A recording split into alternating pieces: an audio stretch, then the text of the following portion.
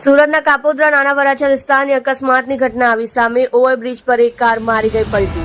Steering પરથી કાબુ ગુમાવતા અકસ્માત સર્જાયો હતો, જેમાં કારે મારી હતી જોરદાર પલટી. કારમાં 4 વિદ્યાર્થીઓ સવાર હતા, પણ સદનસીબે કોઈ જાનહાનિ નહીં થઈ. અકસ્માત સર્જાતા કારનું કચ્ચરધાડ નીકળી ગયું હતું. તમે જોઈ રહ્યા છો SD ન્યૂઝ ચેનલ ફેઝર શેખની સાથે.